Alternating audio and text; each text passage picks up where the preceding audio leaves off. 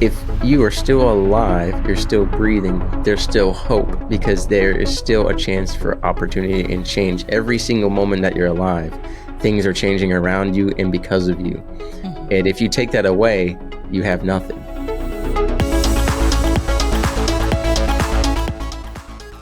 And welcome to another episode of Humanity 2.0 podcast, where we are doing some real talk with real humans. Today's guest is Mr. Whiskey, who is a U.S. Navy veteran. He's a speaker. He's a podcaster. He's an author, preacher, comedian. Oh my goodness. How do you find the time in the day to eat, sleep? Right. I don't really eat or sleep, so that's what I do. I have to balance it. But Ms. Vanessa, thank you so much for the opportunity to guest on the show. And then a shout out to my buddy Pete from Pete versus Anxiety for this connection.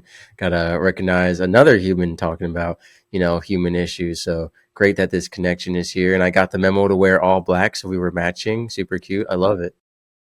Wow, that's amazing. Pete is just, man, he is something else entirely, for sure. Pete versus Anxiety, his podcast on mental health is so important, and yes, so thankful to know him, and the fact that he has that conversation ongoing in the podcast world and in the world is just priceless. So I was looking at your bio, and I'm not sure if you've ever thought about this for like your title, but if you combine all of those wonderful things that you do, you are a spod predator.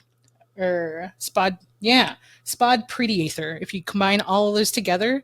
So yeah, spod predator. Unique branding point right there. I might have to look into that. Yeah, I'm gonna have to send it to you. I was just looking at all of your titles, and I'm like, oh, you can combine those. So if it becomes a word in the next dictionary, then spod predator will have a photo of you with a cowboy hat for sure. That's pretty awesome. It would make my life a lot easier. Usually I sum it up and I just say I'm an entrepreneur or a jack of all trades, but my name's not Jack Daniels. But yeah, it's definitely interesting. So I want to get to know a little bit more about you, but outside of the conventional sense. So I'm going to ask you some silly questions. The first one being, what are you notoriously bad at? What am I notoriously bad at? I'd have to say dancing is the first thing that comes to mind. So we'll go ahead and stick with that answer off the bat. Dancing, I am going to be taking lessons, and I do have a passion for it because women have a passion for it, and they always ask me to dance, and I always have to either say no or just hope that they're worse at dancing than I am. But my recent endeavors on the new media cruise, trying to do the worm, show have given me a gauge of my skill level, and I did twist my ankle doing the electric slide once. So I am yes, my body and I move in different directions at the same time. Well, you have the look going for you, this luxurious, wonderful hat that you have. Thank you. Yeah, I love it. And so the dancing classes, that'll definitely just bring the package together. But I think you're on an excellent trajectory there. Thanks so much for answering that. That's funny. Now, switching sides, what are you really awesome at? What am I really awesome at? There's a lot of things that I like to do that I would say I'm pretty good at. And I would say the first thing that came to mind was writing.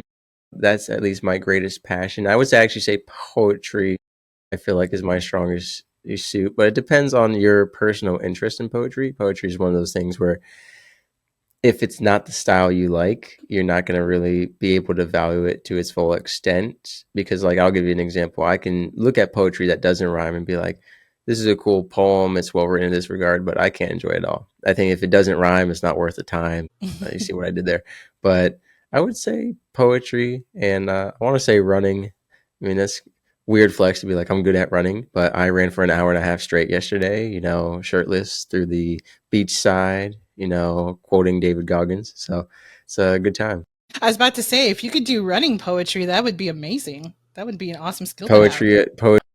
Yes. Now, what about music? What's a popular song that you really enjoy that most people don't?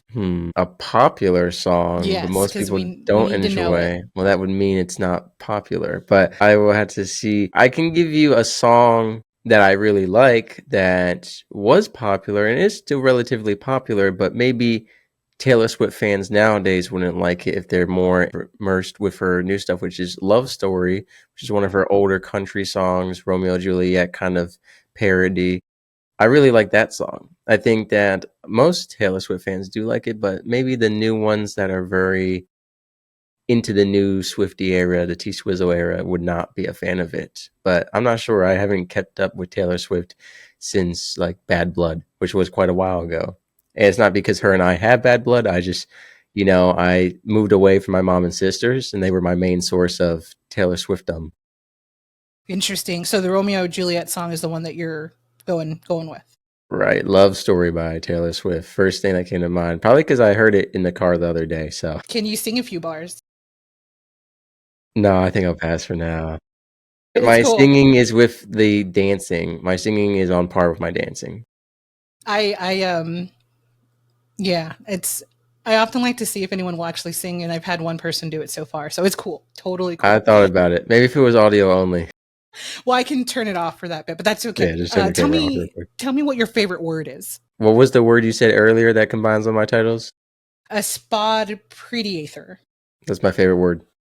Nice. Now, a favorite word, like a word I like saying. You know what? I guess I'm just going with gut answers. Hevel, which is Hevel. It's Hmm. Hebrew, comes from the book of Ecclesiastes, and there's no English translation for it, but it's kind of like a dissipating mist or vapor. It's used to describe what life is. Hmm. That is So Hevel. interesting. And then how about a favorite quote? A favorite quote. Well, I'm gonna have to go with the one I've been sharing a lot, not to overuse it, but someone shared it on my show, and I've then reshared it with every episode almost, which is planting the seeds of a tree whose shade you will never sit under. And it works very well in my work as a preacher and in scripture, talking about conversion, how no word of God fails or comes back empty. But a lot of people are so focused on seeing the conversion themselves. Or let's say you're talking to someone about a relationship or addiction, whatever it may be. You want to see the change overnight. You want to see it happen, and you want to take credit for it. But Hmm. sometimes our interaction with a person in their life, it's not supposed to affect them until years later, or maybe it's to affect their children or grandchildren or someone else that they pass along. See, a lot of us are so focused on ourselves instead of the big chain reaction picture. So that really helps you say, hey, we're planting the seeds of a tree whose shade will never sit under. It's sad, honestly. It's a sad quote, but when you think about fast forward all the people who will sit under the shade, it's like, okay, I did a good thing. I didn't get to enjoy it personally, but my hard work of planting that tree and growing it all these years, it affected all the people in the future generations who get to enjoy it and use it. That's a wonderful quote. Instinctively, the first thing I think of is the latter, the other people that get to sit under it and benefit from it. So that's interesting. Humanity in itself is something that can be defined in so many ways. A lot of it is subjective to your personal experience, and so I find that everyone, has a different version of humanity, and none is more, important or meaningful than the other. Everyone is important. When you think of humanity, the word, what is the first image, story, or feeling that comes to mind for you?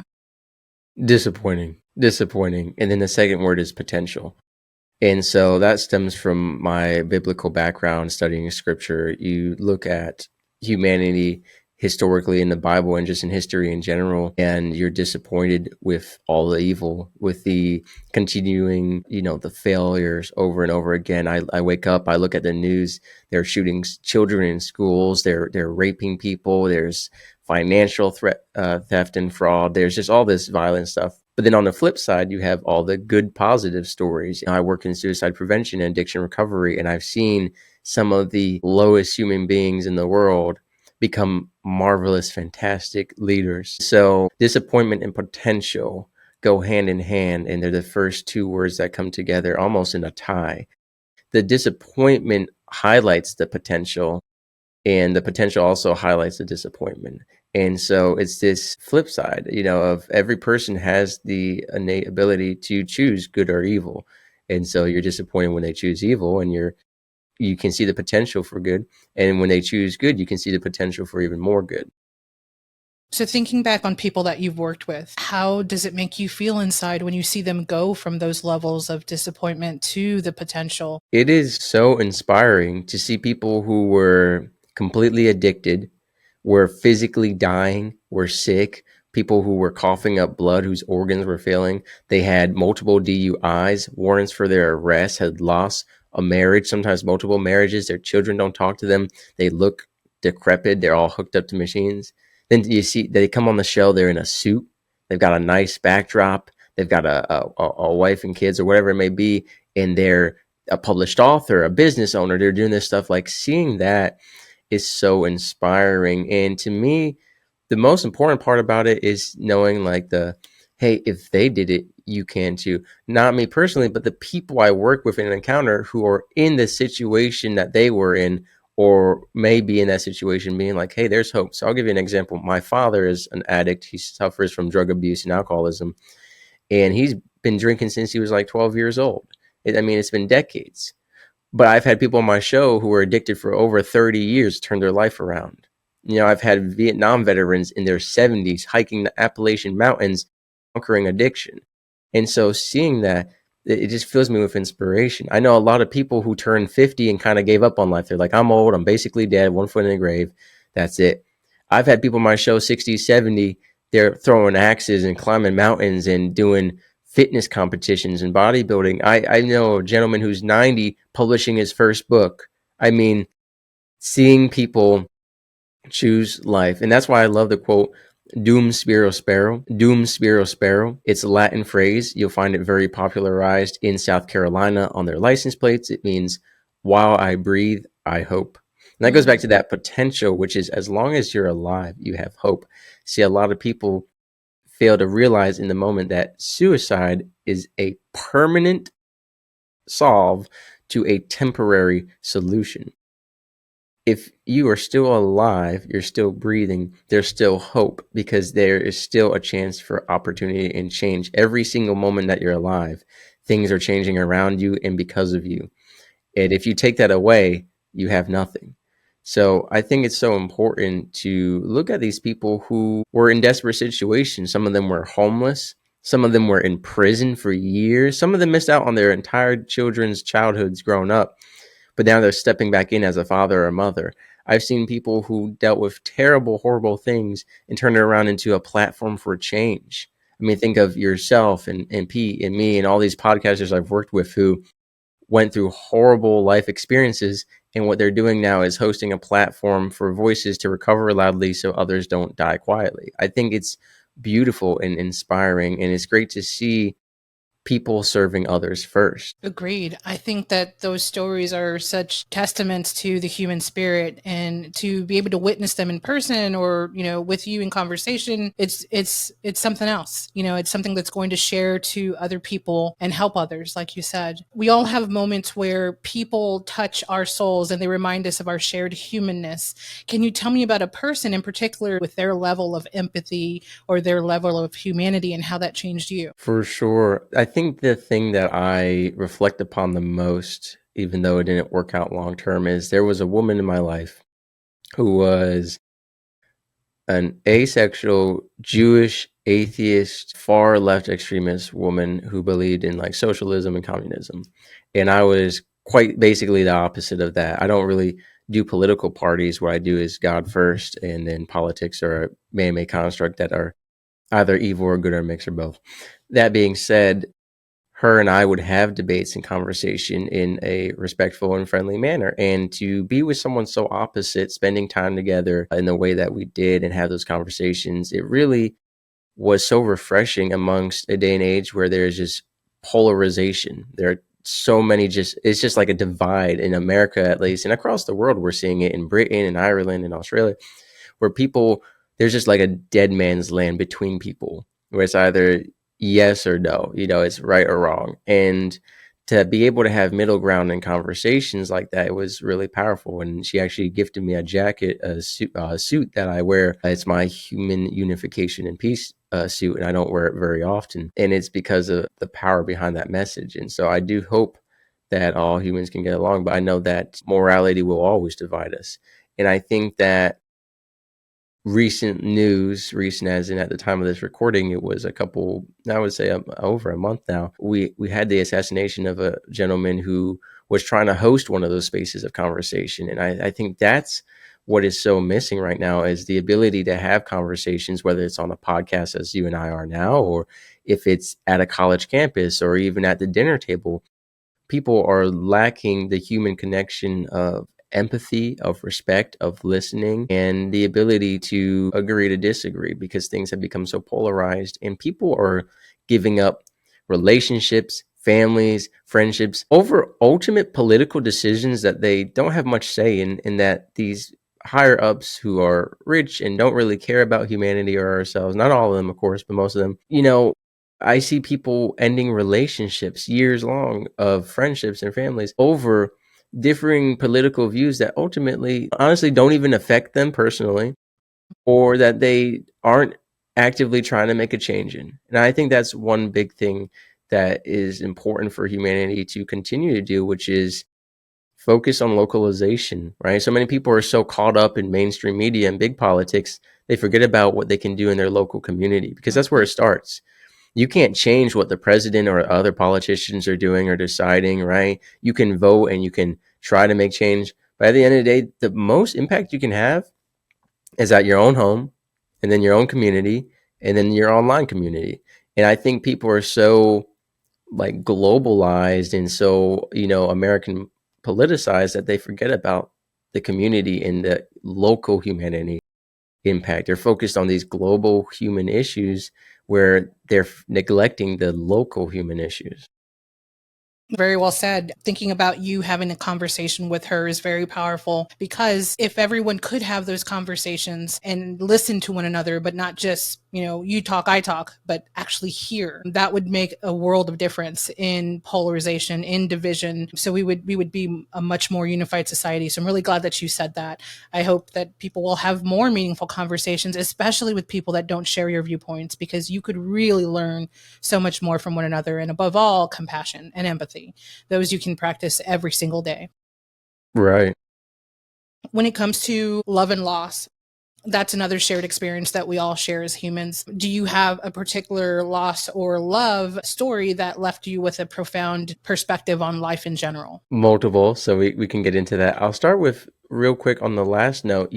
So many people nowadays just say, like, that's wrong or you're wrong. And I think a great thing that I've done and that my buddy Paul does is he always asks the question, I'm curious, why do you think that way? Or why do you feel that way? Like opening up that doorway to explanation. Because you said not just like individually taking a turn, like you say your part, I say my part, but having that active listening where you're like, why do you feel that way? Or please explain to me. Or, and I feel like that was one of the things that we saw, which was like, please explain to me why you feel that way or hosting that space for elaboration beyond just like stating your opinion is like, well, this is why it's important to me, this is why it's important on a global perspective or whatever it may be.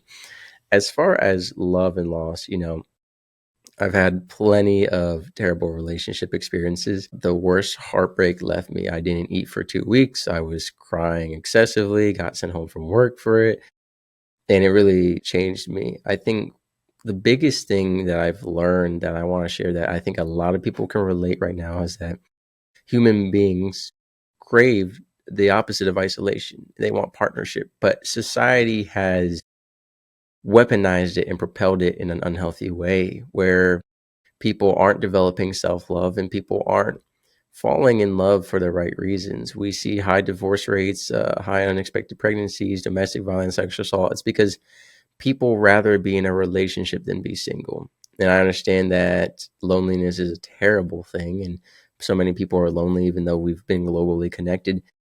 The issue is, I've seen so many young men and women who got into a relationship just so they weren't single to say, I'm taken, or I have a boyfriend or a girlfriend. And it was like a personal pride thing because society put this pressure on them. They say, if you're single, why aren't you get out? If you're young, they say, why aren't you getting out there experimenting? If you're getting closer toward middle age, they say your biological clock's running up. You better get married and settle down and start the life. And if you're widowed or divorced or whatever it is, they're going to say, well, you need to get on and move forward with life. And if you don't get in a relationship, you're never going to move forward. So there's all this societal pressure to be in a relationship. I was definitely influenced by that. And I, in my loneliness and desperation, continually lowered my standards. And each worse relationship led to a worse one because I just continually lowered my standards after each one just to be in a relationship. So I think the most important love story is the self-love story, because a lot of people aren't having that. And with social media, cyberbullying, these highlight reels and comparison games we're playing, with all of these inundations from mainstream media, from music videos, from social media, you're getting all these messages about what is and is not valuable, what makes you valuable or not valuable. And so people aren't developing self-love properly. So I think the greatest love that I have learned along the way is self love first, that reassurance that, you know, I don't need people. People shouldn't be required for my life. They should be an addition to my life. All my friends, my family, my lover, they are there to make my life better, but they shouldn't be my life. My life shouldn't be dependent on them, nor should how I feel about myself.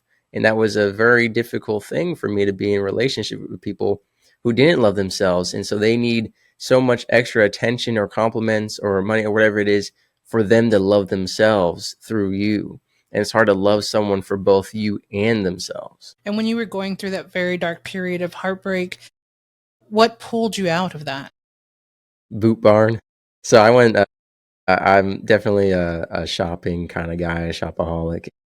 You know, Me and my buddy, we just wanted to cheer up, and so I had been to Boot Barn before, and I was always like, it's too expensive, and everything looks cool. But we went, and then the biggest treat to myself ever was, there's this Godzilla PS4 game. They only made a few copies of it for some reason, and so it was like $400+ to get this single video game, and I went and bought it. It was all right. It was not my favorite Godzilla game, but yeah, it was really the shopping therapy. But ultimately, what brought me clarity and peace was returning back to church after a long period being away. And it wasn't church itself, having a private consultation with the pastor and just kind of having that talk about, it's when you're in a relationship, you make that person your entire world, and they leave and you feel like you have absolutely nothing, that they took everything. And kind of just having that conversation with him about redeveloping independency, and knowing that there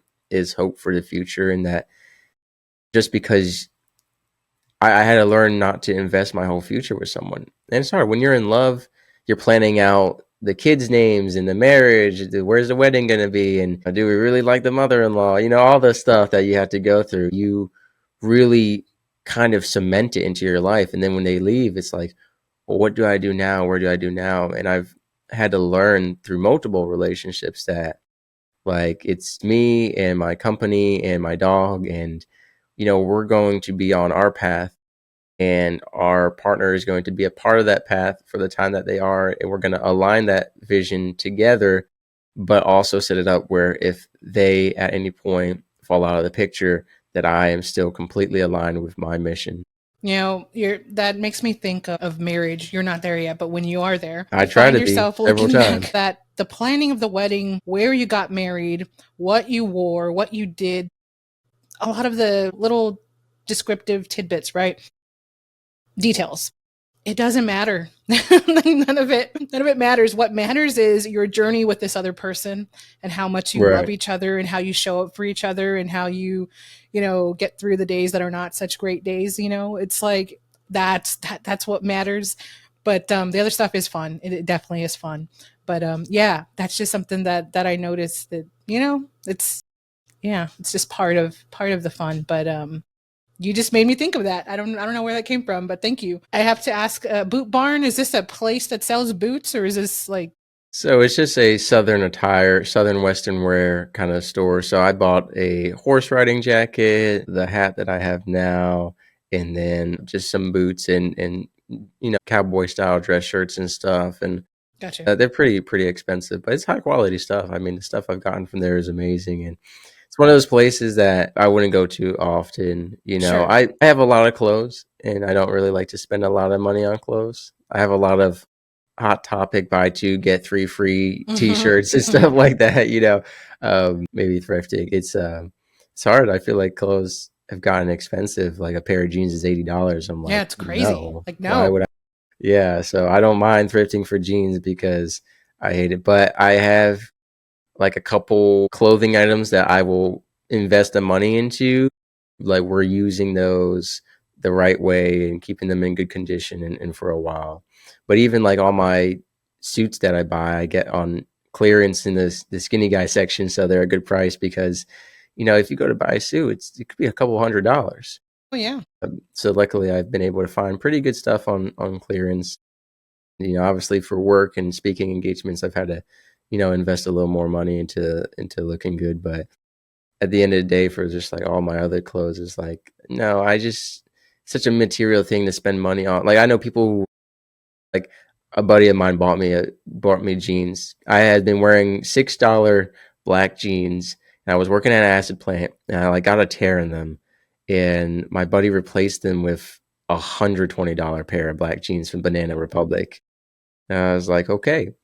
I mean, they had been $6 jeans. Personally, I didn't even want him to do it. Wouldn't want anyone to spend that kind of money on clothes, myself included, but I Yeah. have them. I wear them. What I get from that story is you made yourself feel better with something that you really enjoy, which is good in moderation, right? So Yeah. that's great. Well, and it led to the whole branding and look that I have now. So I believe it was all part of the higher purpose and mission. So it Yeah. was all in alignment. Do you have a horse? Well, this qualifies. I've got my little dog. Got A my cutie. my Chihuahua. Who's this guy? This is Little Whiskey Shot. Oh my god, no. He's adorable. It's a he, right?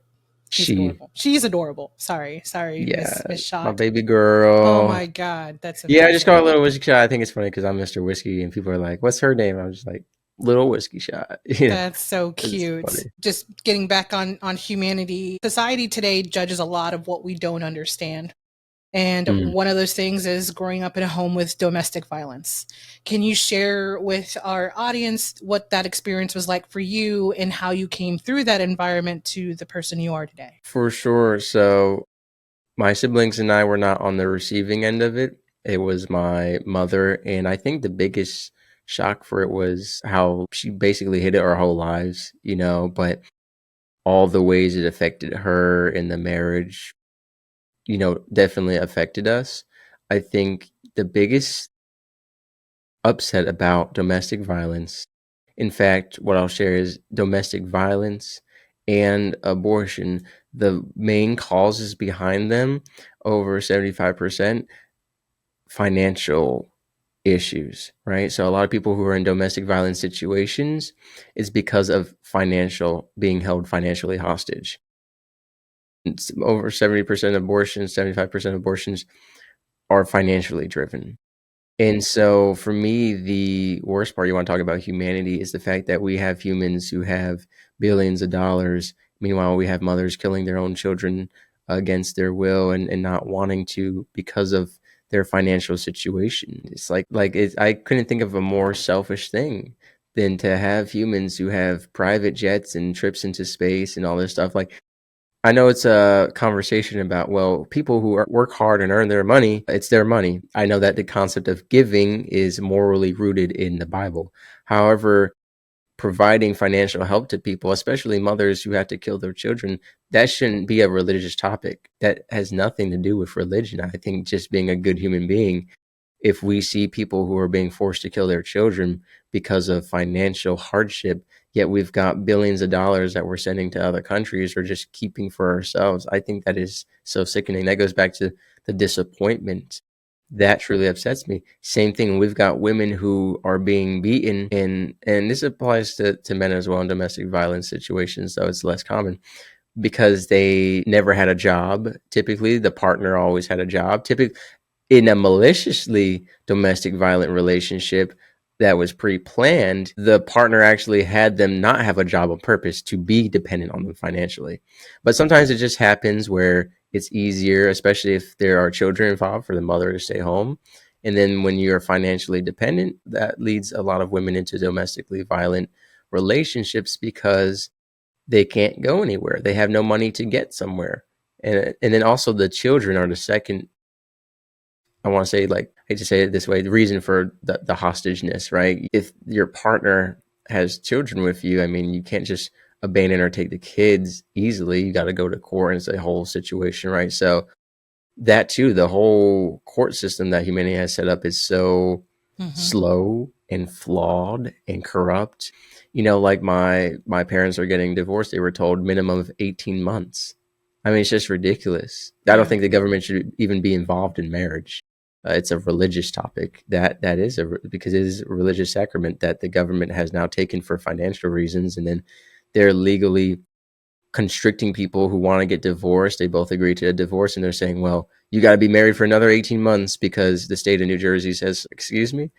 But yeah, so the biggest thing is just like the sad reality of the financial driving forces behind domestic violence, sexual abuse, and then the abortion. It's just like so ridiculous that we have so much money circulating in the world, yet it's not going to the right things. You look at if every streaming platform made one less movie a day, there would be millions to billions of dollars put back into the economy.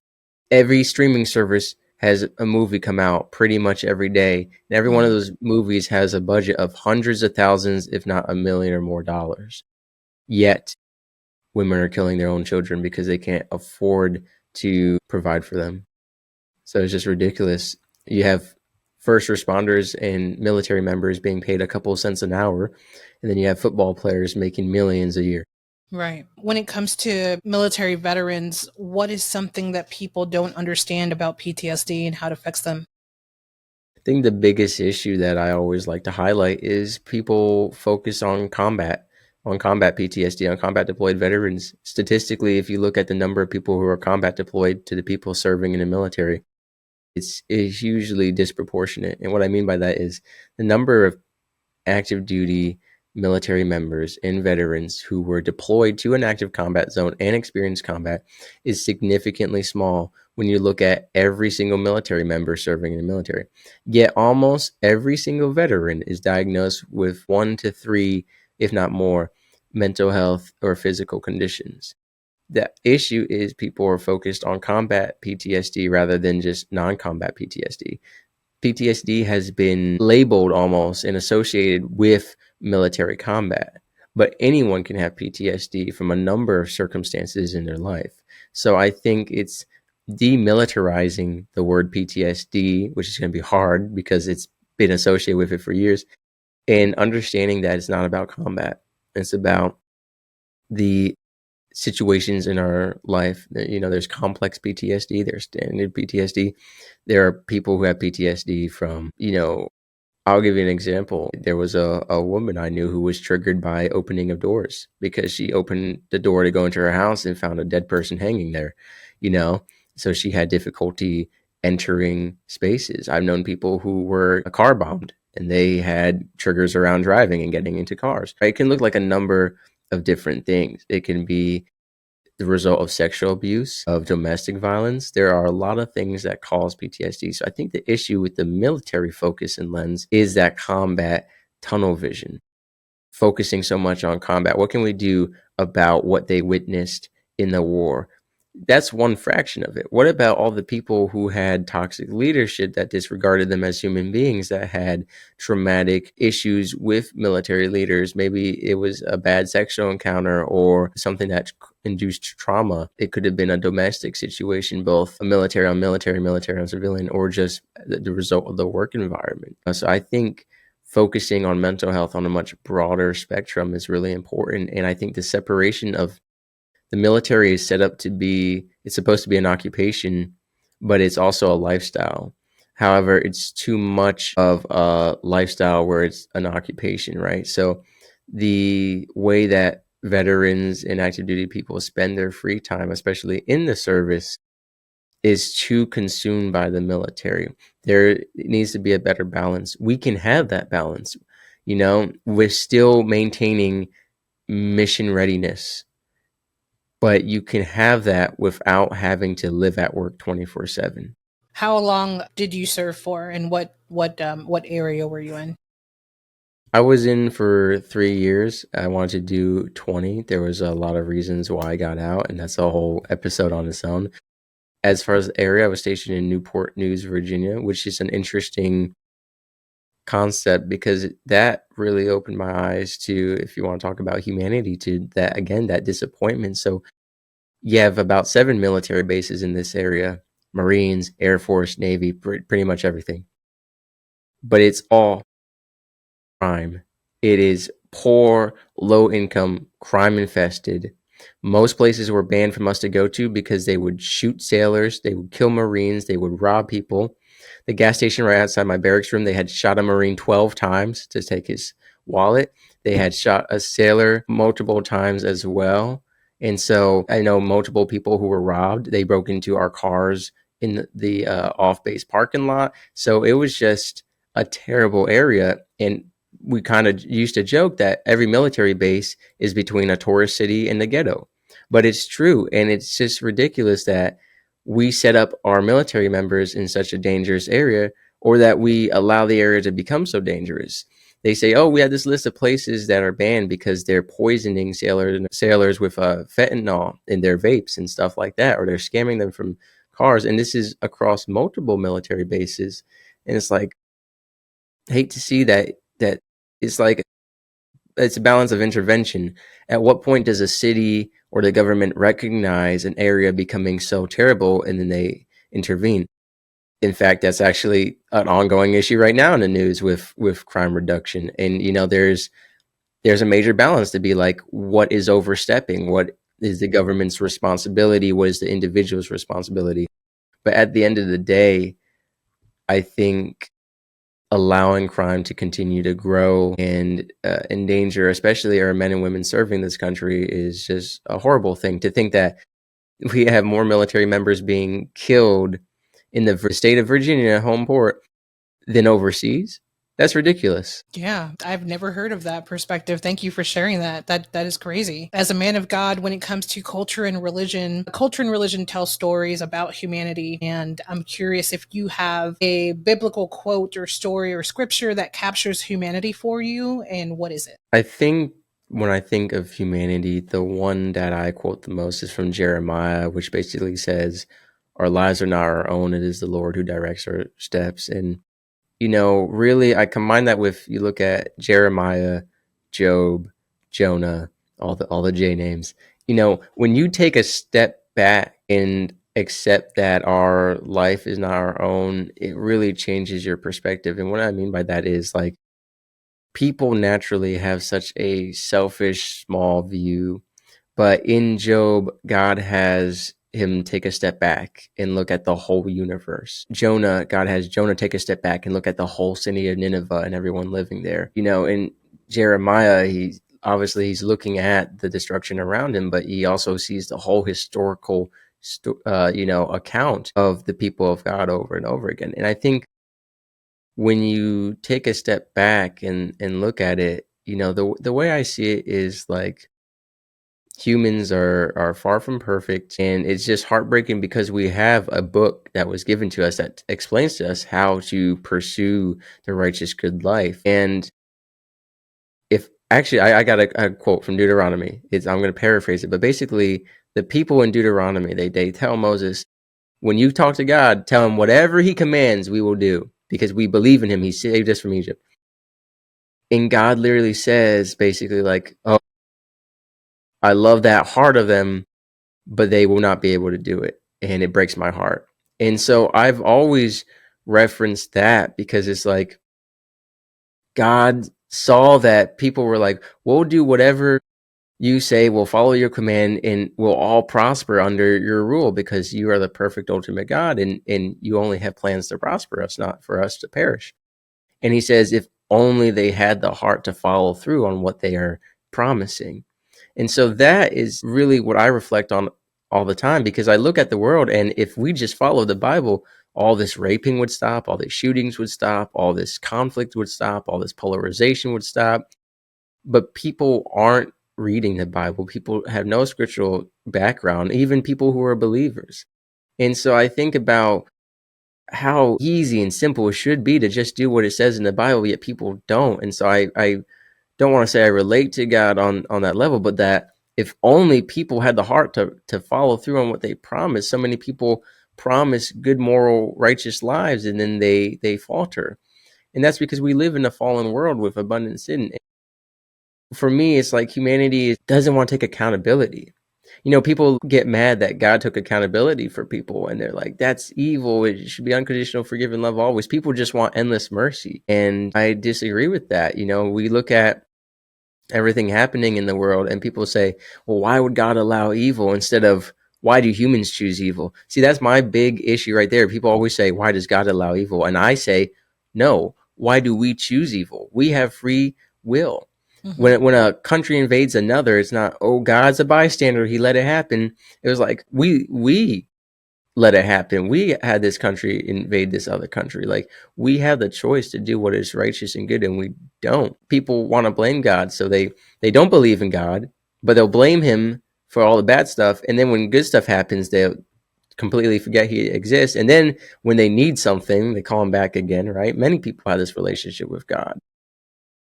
And yet he loves them anyway, right? He's a better being than I am.